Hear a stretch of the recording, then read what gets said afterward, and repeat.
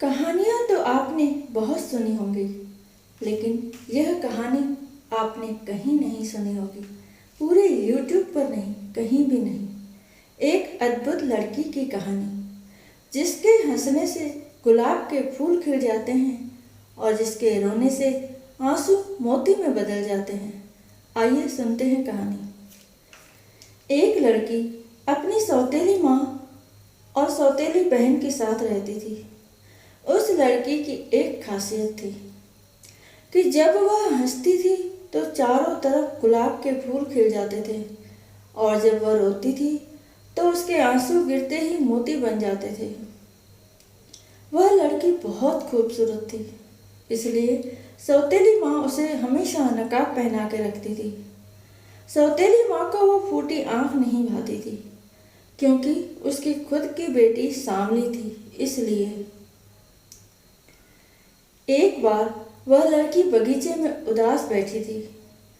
तभी वहां से एक राजकुमार जंगल की तरफ जाने के लिए वहां से गुजरा, और उसकी नज़र इस लड़की पर पड़ी, और इतने में वह घोड़े से गिर पड़ा और लड़की को हंसी आ गई।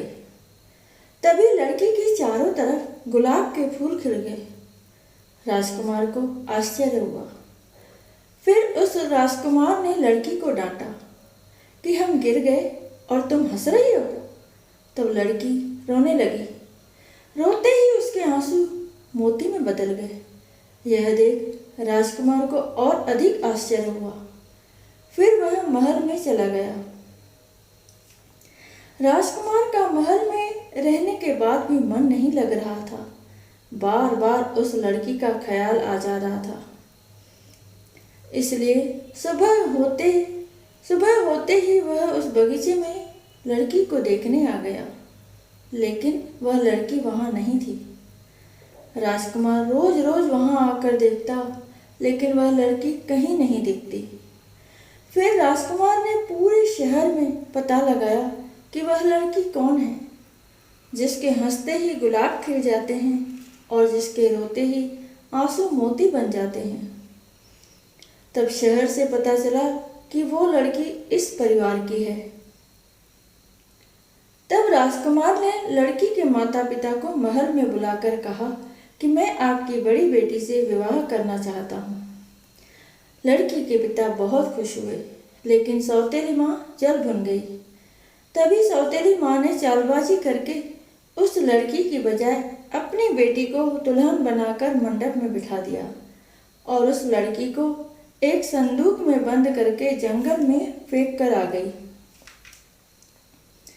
राजकुमार ने ब्याह के दूसरे दिन जब देखा कि उसकी पत्नी हंस रही है तो कोई गुलाब नहीं खिल रहे हैं, और रो रही है तो कोई मोती ही नहीं बन रहा है, तब उसने अपनी पत्नी से पूछा, प्रिय, पहले जब तुम हंसती थी तो गुलाब के फूल खिल जाते थे, और जब तुम रोती थी तो तुम्हारे आंसू मोती बन जाते थे। अब ऐसा नहीं हुआ, ऐसा क्यों? तब उसकी पत्नी ने कहा, प्रियवर, मुझे जिसने यह वरदान दिया था उसी ने यह भी बताया था कि मेरी शादी के बाद यह सब बंद हो जाएगा। राजकुमार ने कहा, ठीक है, कोई बात नहीं। पर राजकुमार को चैन नहीं आया। उसे कुछ न कुछ खटक रहा था। दूसरी तरफ एक आदमी जंगल में लकड़ियां काटने गया। उसने वहां संदूक में कुछ हलचल देखी, और उसने संदूक को खोलकर देखा तो एक लड़की उसमें बंद थी, जो जिंदा थी। उस आदमी ने उसे बाहर निकालकर उसकी सेवा की और पूछा कि तुम कौन हो? इस संदूक में किसने बंद किया? तब उस लड़के ने अपनी पूरी कहानी बताई। तब वह आदमी लड़की को अपनी बेटी बनाकर अपने घर ले गया। एक दिन जब लड़की हंस रही थी तो गुलाब के फूल खिल गए, और जब रो रही थी तो मोती बन गए। यह आश्चर्य देखकर वह आदमी दंग रह गया, क्योंकि लड़की ने यह बात पहले उसे नहीं बताई थी। एक दिन लड़की ने अपने पिता से कहा, पिताजी, यह गुलाब के फूल बेचकर आप पैसे कमा सकते हैं। तो पिता ने कहा, नहीं बेटा, मैं ऐसा नहीं कर सकता। लड़की के जोर देने पर वह गुलाब के फूलों को बेचने के लिए तैयार हो गया।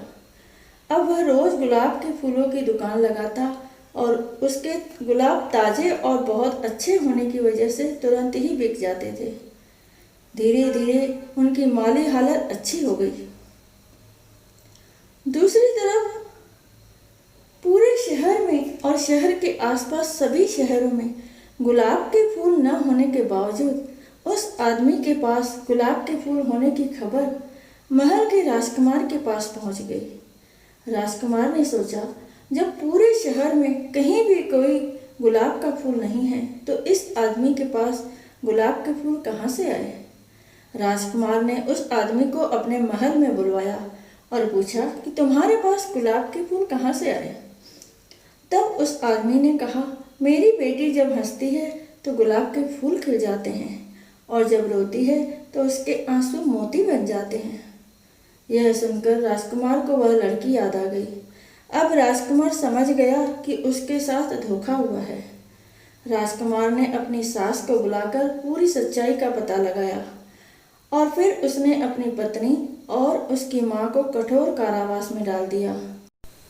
उसके बाद राजकुमार ने उस लड़की से विवाह कर लिया। अब राजकुमार और उसकी पत्नी हंसी खुशी राजमहल में रहने लगे। इसका मतलब यह है कि सच कभी छुपता नहीं है और झूठ कभी टिकता नहीं है। ये थी आज की कहानी। अगर आपको कहानी अच्छी लगी हो तो प्लीज़ वीडियो को लाइक ज़रूर कीजिएगा और अपने दोस्तों और रिश्तेदारों में शेयर ज़रूर कीजिए। और हाँ, अगर इसी तरह की और भी कहानियाँ चाहते हैं तो प्लीज़ मेरे चैनल को सब्सक्राइब कीजिए।